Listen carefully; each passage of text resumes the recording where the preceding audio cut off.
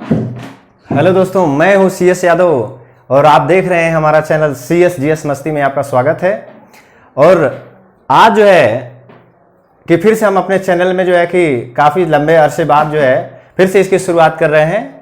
और जो है कि आज हम लोग जो पहला टॉपिक होगा ध्यान में रखते हुए यूपी टेट, सुपर टेट और वनडे एग्जाम के दृष्टिकोण से जो भी महत्वपूर्ण टॉपिक है वायुमंडल की संरचना, देख रहे हैं आप, इसकी शुरुआत करेंगे। और यह आपको बहुत पसंद आने वाला है ये हमारा वीडियो। और दूसरी बात है कि ये कंपटीशन में से बार बार प्रश्न पूछे गए हैं, चाहे यूपी टेट देखेंगे, आप सुपर टेट देखेंगे या वनडे के एग्जाम में कई प्रश्न इससे जो है पूछे गए हैं। तो इसको बहुत जो है कि गौर से आप देखेंगे और जो है कि पूर्ण विश्वास है कि आपके जो है कि एग्जाम के जो है कि ये बहुत सहायक होगा। तो आइए शुरुआत करते हैं। तो जो टॉपिक है दोस्तों ये है हम लोग का वायुमंडल की संरचना, वायुमंडल का संगठन, वायुमंडल जो है संगठन एवं संरचना। तो सबसे पहले बात करेंगे हम लोग कि वायुमंडल होता क्या है। सबसे पहले बात करेंगे कि वायुमंडल क्या होता है। तो देखते हैं, सबसे पहले देखिए दोस्तों, मतलब होता है जो वायुमंडल है, वायुमंडल का मतलब होता है, वायु का मतलब होता है गैसें, ठीक ना। वायु का मतलब होता है गैसें और मंडल का मतलब होता है घेरा, यानी कि गैसों का जो घेरा है, आवरण है, उसी को क्या कहते हैं, वायुमंडल कहते हैं। तो देखिए यहां पे हमने लिखा है सबसे पहले कि वायुमंडल क्या है। तो किसी भी ग्रह के चारों तरफ गैसों का जो घेरा होता है उसी को हम क्या कहते हैं, वायुमंडल कहते हैं।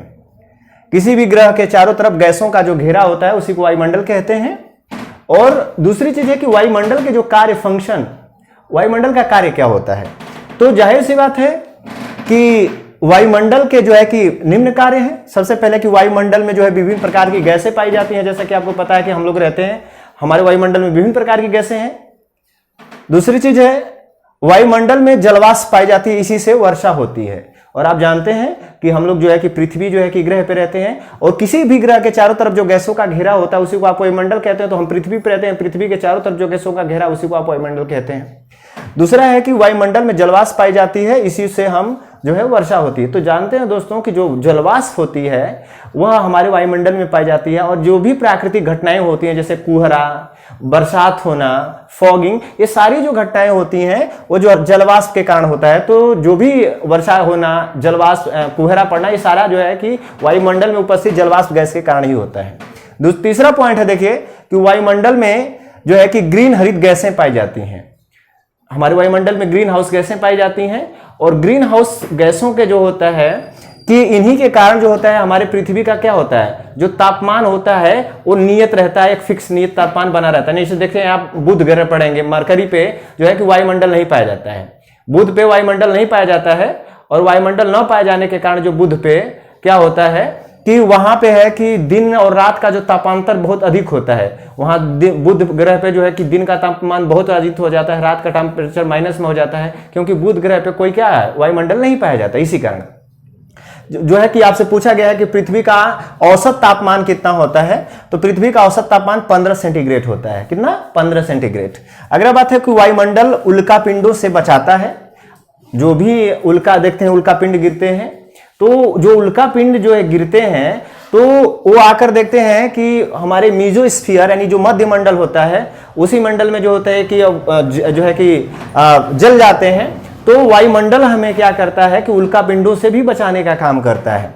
आगे वायुमंडल में रेडियो तरंगे जो है परावर्तित करता है। वायुमंडल जो होता है जो दूर संचार में क्या होती हैं, सहायक होती हैं। कौन? रेडियो तरंगे जो दूर संचार में सहायता करती हैं। अब हम लोग बात करेंगे, तो ये चीज रहा कि वायुमंडल क्या है। तो एक बार फिर हम बात करें कि वायुमंडल क्या है। वायु का मतलब होता है गैसें, मंडल का मतलब होता है घेरा। तो जो गैसों का हमारे चारों तरफ घेरा पाया जाता है, या किसी भी ग्रह के चारों तरफ जो गैसों का घेरा होता है उसी को हम क्या कहते हैं, वायुमंडल कहते हैं। अब हम लोग बात करेंगे वायुमंडल के जो है संगठन, वायुमंडल का जो है वो संगठन क्या है। तो यहाँ पे हम लोग जो है कि देख रहे हैं वायुमंडल का जो है संगठन और इसमें कौन सी गैस कितने % पाई जाती है, उनका सूत्र जो है कि हमने लिखा है। तो आइए देखते हैं। तो सबसे पहले हमने यहाँ पे लिखा है कि गैस, उसका संगठन जो है कि उसका गैस का नाम लिखा गया है, सूत्र उसका क्या होता है और उसका द्रव्यमान कितने % में वो पाई जाती है। तो सबसे पहले दोस्तों हम बात करेंगे, ये बहुत महत्वपूर्ण है।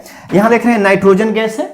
लिखा गया है। और नाइट्रोजन गैस का जो सूत्र होता है N2 होता है, और यह हमारे वायुमंडल में सर्वाधिक मात्रा में पाई जाने वाली गैस है। और देख रहे हैं कि लगभग 78.05% पाई जाती है कि वायुमंडल जो नाइट्रोजन गैस है हमारे वायुमंडल में 78%, 78% पाई जाती है। दूसरी है ऑक्सीजन। और ऑक्सीजन जो गैस है ये हमारे वायुमंडल में जो है लगभग 20.95% पर ही लगभग 21% के करीब पाई जाती है।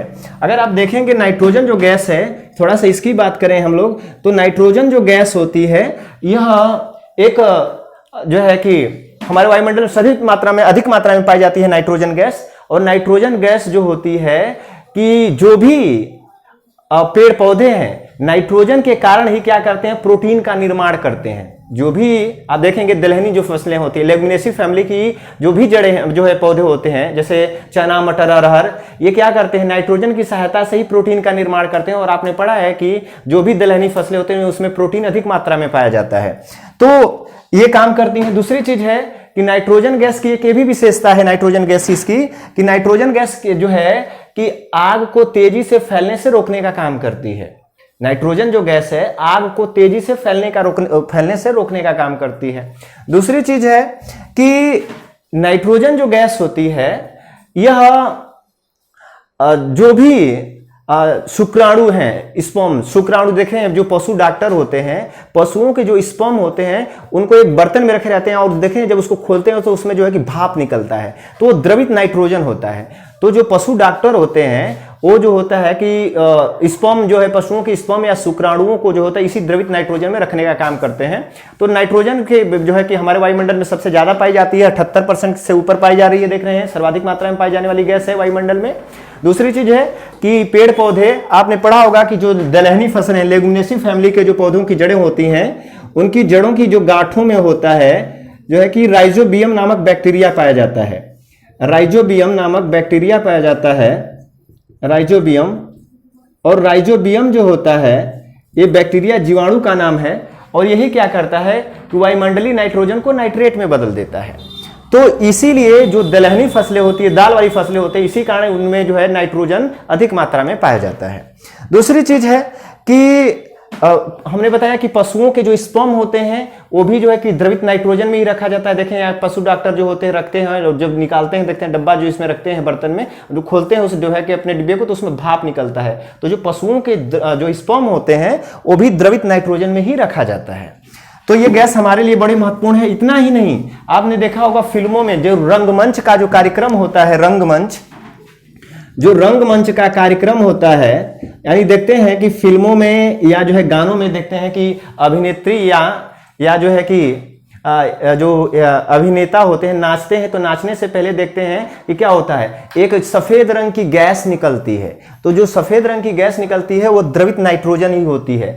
तो अब ये भी पूछा जाता है कि रंगमंच में जो होता है कि किस गैस का प्रयोग किया जाता है, तो रंगमंच में द्रवित नाइट्रोजन होती है जो है कि, और यह एक रंगहीन गैस, गंधहीन गैस होती है नाइट्रोजन, इसका उपयोग करते हैं रंगमंच कार्यक्रमों में। दो है, तो ये चीजें हो गई। दूसरी चीज है दोस्तों कि दूसरी जो सर्वाधिक मात्रा में पाई जाने वाली गैस है, देख रहे हैं ऑक्सीजन है, और ऑक्सीजन O2 होता है इसका जो है कि फॉर्मूला, और यह 20.95% लगभग जो है कि 21% के करीब हमारे वायुमंडल में पाई जाती है। तो यह दूसरी वायुमंडल में पाई जाने वाली दूसरी गैस कौन होगी, ऑक्सीजन। कितने परसेंट, लगभग जो है 21% के करीब होते हैं, हालांकि 20.95% होता है, इतना परसेंट पाई जाती है। और इसके फंक्शन की बात करें हम लोग तो ऑक्सीजन जो है दोस्तों जानते हैं कि इसे जीवनदायिनी गैस कहते हैं, क्योंकि इसके बिना हम जो है कि चाहे मनुष्य हो, जीव जंतु हो, सबके लिए जो है कि आवश्यक होती है गैस। तो ये सर्वाधिक मात्रा में पाई जाने वाली ये दूसरी बड़ी गैस है ऑक्सीजन। दूसरी चीज है कि यह गैस जो है ऑक्सीजन को जीवनदायिनी गैस कहते हैं, जीवनदायिनी गैस कहते हैं। और ऑक्सीजन जो होती है आग को जलाने में क्या होती है, सहायक होती है, यानी ऑक्सीजन की उपस्थिति में आग जो होती है तेजी से जलने का काम करती है। तो ये चीजें हुई। दूसरी चीज है कि ऑक्सीजन जो होती है इसका जो आंकड़ा इतना है, अगर बात किया जाए कि अगर इन दोनों गैसों की मात्राओं को बदल दिया जाए, अगर जो डाटा है, यानी ये प्रश्न पूछा गया है यूपी टेट में कि वह दो गैसों, कौन सी दो गैसें हैं जो है कि वायुमंडल का लगभग 99% भाग जो है बनाती हैं, तो 99% जो भाग होता है वो दोनों गैसों का बना होता है। किसका किसका? यानी कि N2 nitrogen plus O2 oxygen का होता है। हमारे वायुमंडल का जो होता है लगभग 99% भाग वो दो होता है कि इन्हीं दोनों गैसों से बना है, ठीक ना, नाइट्रोजन और ऑक्सीजन से। तो ये दोनों गैसें पाई जाती हैं। कभी कभी भी अगर आपसे प्रश्न पूछा जाता है कि अगर जो है देख रहे हैं नाइट्रोजन गैस का और ऑक्सीजन गैस का जो रेशियो है ये 21% पाई जाती है लगभग, ये 78%। अगर रेशियो बदल दिया जाए, आंकड़ा बदल दिया, यानी कि नाइट्रोजन को कर दिया जाए 21% और ऑक्सीजन को कर दिया जाए 78%, तब क्या होगा? तो जाहिर सी बात है कि आप जानते हैं कि हमारे वायुमंडल का लगभग 99% भाग इन्हीं को होता है। और नाइट्रोजन जो गैस होती है वो जो है क्या करती है, आग को तेजी से फैलने से रोकने का काम करती है, जबकि ऑक्सीजन क्या करती है, आग को जलाने में सहायक होती है। तो जाहिर सी बात है कि अगर आंकड़ा बदल देंगे, अगर आंकड़ा बदल दें, यानी कि नाइट्रोजन हो जाए आपकी, नाइट्रोजन कर दिया जाए, हम लोग जो है नाइट्रोजन को कर दे 21% हो जाए हमारे वायुमंडल में नाइट्रोजन, और ऑक्सीजन हो जाए आपकी 78%, तब क्या होगा? तो जाहिर सी बात है कि अगर ऑक्सीजन 78% हो जाएगी तो ये आग को जलने में सहायक होती है, तो इसलिए हमारी पृथ्वी क्या होगी, जल जाएगी अगर आंकड़ा बदल दिया जाए। अगर ऑक्सीजन जो हो जाए 78% हो जाए, नाइट्रोजन जो होती है आग को फैलने से रोकी, इसका मात्रा कम हो जाएगी, तो पृथ्वी क्या होगी, जल जाएगी अगर आंकड़ा बदल दिया जाए दोनों का। तो ये चीजें हैं। दूसरी चीज है कि दोस्तों आगे चलते हैं, हम लोग बात करते हैं जो तीसरी जो गैस है, यहां आर्गन की बात करते हैं। आर्गन, और जानते हैं कि आर्गन एक जो है कि निष्क्रिय इनर्ट गैस है और यह बहुत कम क्रियाशील होती हैं इनर्ट गैस है। और इनर्ट गैस की देख रहे हैं, इसकी जो मात्रा पाई जा रही है हमारे वायुमंडल में 0.093% पाई जाती है। यह एक अक्रिय गैस है। और पूछा जाता है कि विद्युत बल्बों और ट्यूबलाइटों में किस का प्रयोग किया जाता है, तो विद्युत बल्ब और ट्यूबलाइटों में ही जो है कि आर्गन गैस को भरा जाता है। तो यह विद्युत बल्बों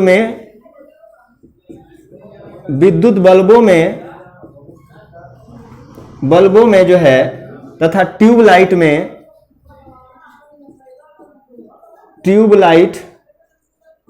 ट्यूबलाइटों में इन्हीं दोनों जो है कि आर्गन गैस को जो है कि भरने का काम किया जाता है। तो विद्युत बल्बों और ट्यूबलाइटों में कौन सी गैस भरी जाती है, आर्गन भरी जाती है। और हमारे वायुमंडल में जो है कि आर्गन कितने % पाई जाती है, 0.093, यानी कि तीसरी जो है कि बड़ी गैस है कौन सी, आर्गन। पहली कौन है, नाइट्रोजन, सर्वाधिक 78% पाई जाती है।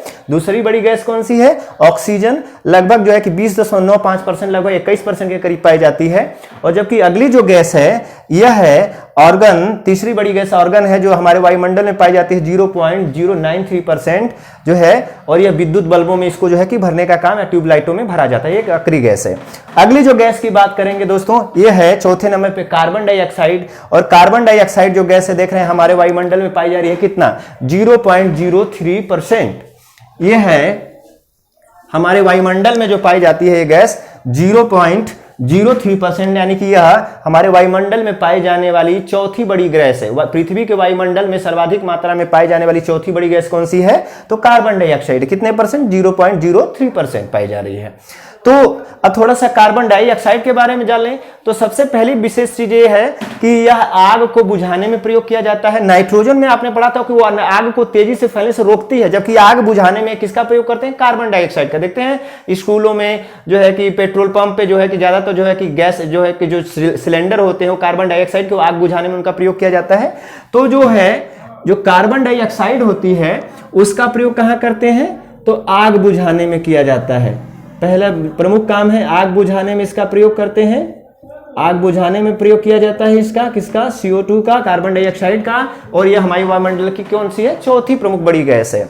दूसरी चीज है CO2 का जो प्रमुख काम आपने दोस्तों ये भी पढ़ा हो कि जो पेड़ पौधे होते हैं वो क्या करते हैं कि प्रकाश संश्लेषण की क्रिया करते हैं। और प्रकाश संश्लेषण की क्रिया में पौधों क्या करते हैं कि किसका क्या काम करते हैं, तो पेड़ पौधे जो होते हैं वह सबसे बड़ी चीज है कि जो प्रकाश संश्लेषण की क्रिया करते हैं पौधे, प्रकाश संश्लेषण की जो क्रिया करते हैं पेड़ पौधे जो है प्रकाश संश्लेषण की क्रिया करते हैं। तो प्रकाश संश्लेषण में क्या होता है, पेड़ पौधे जो है कि CO2 जो है लेते हैं, तो जो रिएक्शन बनता है पौधों में होता है वो करते हैं 6 CO2 + 6 H2O। और होता क्या है कि क्लोरोफिल की जो है, क्लोरोफिल, रुक जाइए थोड़ा सा जगह कम है, इसको हम साफ कर ले रहे हैं ये चीजें।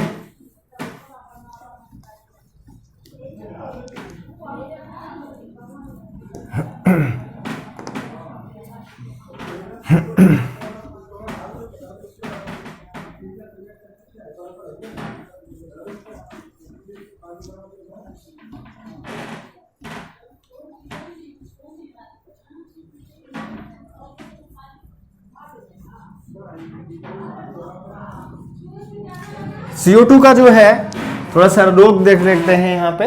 जो पेड़ पौधे होते हैं कार्बन डाइऑक्साइड में प्रकाश संश्लेषण की जो क्रिया करते हैं, तो जो प्रकाश संश्लेषण की क्रिया होती है, प्रकाश संश्लेषण की क्रिया में,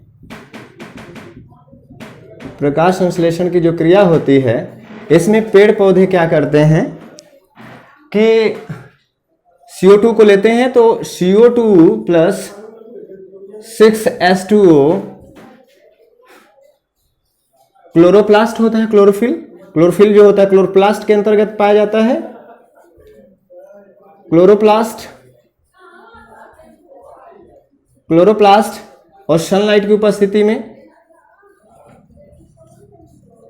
सनलाइट की उपस्थिति में क्या करते हैं पेड़ पौधे, ग्लूकोज का निर्माण करते हैं। C6H12O6 प्लस H2 का निर्माण करते हैं। यानी कि निर्माण किसका हो रहा है, ग्लूकोज का, ग्लूकोज का निर्माण कर रहे हैं, ग्लूकोज बना रहे हैं। तो पेड़ पौधे जो होता है इसी गैस कार्बन डाइऑक्साइड के जो है उपस्थिति में प्रकाश संश्लेषण की क्रिया करते हैं, यानी कि अवशोषित उपस्थिति नहीं, प्रकाश संश्लेषण की क्रिया में पेड़ पौधे किसको, CO2 को ग्रहण करते हैं, और ग्रहण करते हैं तो निर्माण किसका करते हैं, ग्लूकोज का निर्माण करते हैं। यानी कि पेड़ पौधों के जो है कि भोजन बनाने की प्रक्रिया में क्या होती है, सहायक गैस है कार्बन डाइऑक्साइड। दूसरी चीज है, और यह आग को बुझाने में प्रयोग किया जाता है, और यह हमारे वायुमंडल की चौथी बड़ी गैसों में मानी जाती है, या है चौथी बड़ी गैस है। दूसरी चीज है कि नियान, नियान एक ये भी इनर्ट गैस है, और इसकी मात्रा आप देख रहे हैं, नियान की जो मात्रा है वह है लगभग 0.02%। अगली जो गैस है हीलियम। दोस्तों हीलियम जो होती है कि ये भी एक अक्रिय गैस है हीलियम, और आपसे पूछा जाता है कि, और यह दूसरी बड़ी हल्की गैस है, सबसे बड़ी हल्की गैस हाइड्रोजन होती है, लेकिन दूसरी बड़ी गैस जो होती है हीलियम है। और हीलियम क्या है, इनर्ट गैस है, अक्रिय गैस है। और आप जानते हैं कि प्रश्न पूछा जाता है कि जो वायुयान होते हैं, वायुयान के टायरों में कौन सी गैस भरी जाती है, तो वायुयान के जो है टायर होते हैं उसमें हीलियम ही भरी जाती है, क्योंकि ये निष्क्रिय गैस होती है, जबकि इससे हल्की गैस हाइड्रोजन होती है, लेकिन वो ज्वलनशील होती है, इसलिए उनको वायुयान के टायरों में नहीं भरा जाता है। जबकि ये ज्वलनशील नहीं होती है, इसे ये हाइड्रोजन से थोड़ा सा भारी होती है, लेकिन इसको भरा जाता है। तो हीलियम एक अक्रिय गैस है, और इसकी मात्रा आप देख रहे हैं कि कितनी परसेंट पाई जा रही है, 0.05% पाई जा रही है। इसके बाद हम लोग बात करेंगे हाइड्रोजन की, बात कर रहे हैं, ये हाइड्रोजन है, H2 है, और H2 जानते हैं दोस्तों कि H2 जो होती है कि ब्रह्मांड में सबसे ज्यादा, अगर आपसे एक चीज अंतर है, अगर आपसे पूछा जाए कि पृथ्वी के वायुमंडल में सबसे ज्यादा कौन सी गैस पाई जाती है, तो आंसर होगा नाइट्रोजन। लेकिन पूछा जाए कि ब्रह्मांड में सबसे ज्यादा कौन सी गैस पाई जाती है,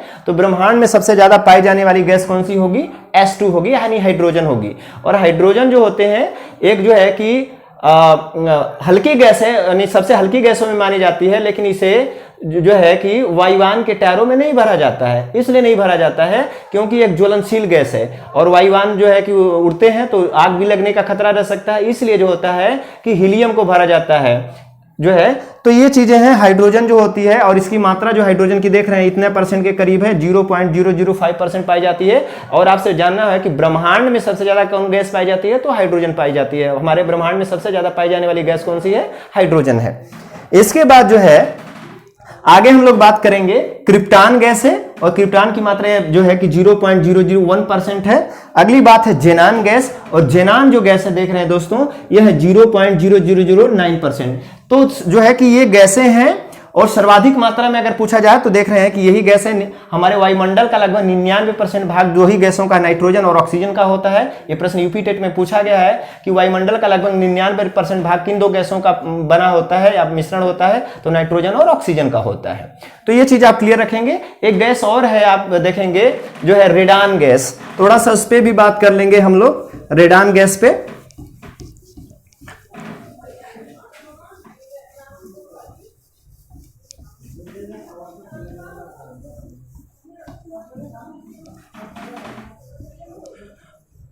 तो देख लेते हैं अगली गैस है जो रेडान, थोड़ा सा रेडान के बारे में जान लेते हैं।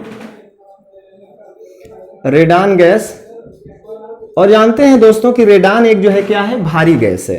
कैसी गैस है? भारी गैस है।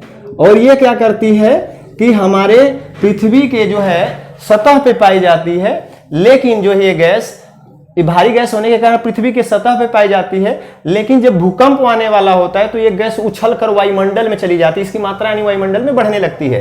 तो भूकंप की भी ये भी सूचना देने का काम करती है कि जब भूकंप आने वाला होता है तो वायुमंडल में किस गैस की मात्रा बढ़ जाती है, तो रेडान गैस की, क्योंकि ये भारी होने के कारण पृथ्वी सतह पर पाई जाती है, लेकिन जब भूकंप आने वाला होता है तो ये उछल कर पृथ्वी के क्या चली जाती है, वायुमंडल ऊपरी वाले भाग में चली जाती है। तो ये चीजें गैसें थी। तो अब तक हम लोग को जो है कि दो चीजें पढ़ा कि वायुमंडल क्या होता है, वायुमंडल के संगठन में कौन कौन गैसों का योगदान होता है और वैसे क्या क्या रोल है उनका, उनको जाने। अब हम लोग बात करेंगे कि वायुमंडल की जो संरचना है, तो वायुमंडल की जो संरचना है देख लेते हैं कौन कौन क्या है वायुमंडल की संरचना। तो दोस्तों सबसे पहले हम लोग बात करेंगे कि मार्शल नामक जो वैज्ञानिक हैं, वायुमंडल की अगर हम लोग संरचना की बात करें, वायुमंडल की संरचना की बात करें,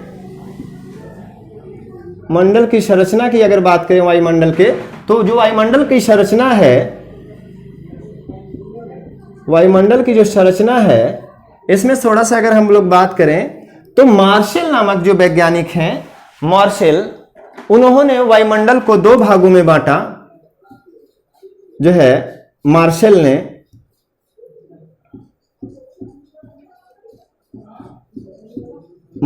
वायुमंडल को दो भागों में बांटा है। पहला है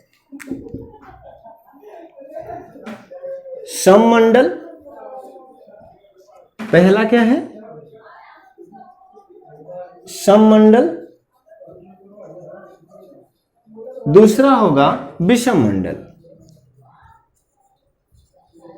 विषम मंडल। अब जान लेते हैं सममंडल और विषम मंडल में क्या है चीजें। तो जिसमें समान गैसों का मिश्रण पाया जाता है उसको सममंडल कहते हैं, जिसमें गैसों का असमान मिश्रण होगा उसे विषम मंडल कहते हैं। तो सममंडल का क्षेत्र कितना आता है, तो जीरो से जो दोस्तों हो, जीरो से लगभग 80 किलोमीटर, जीरो से 80 किलोमीटर का जो क्षेत्र होगा वो आता है किसमें, सममंडल में आता है। सममंडल में आएगा जीरो से 80 किलोमीटर का, जबकि 80 से लगभग 10,000 किलोमीटर का जो क्षेत्र होगा वह विषम मंडल में आता है, विषम मंडल में आएगा। अब हम लोग बात करते हैं कि सममंडल में आएंगे कौन कौन सी गैसें हैं। तो देखेंगे जो सममंडल में आता है वो सबसे पहले अगर बात करें हम लोग तो सममंडल में आता है आपका क्षोभ मंडल, क्षोभ मंडल,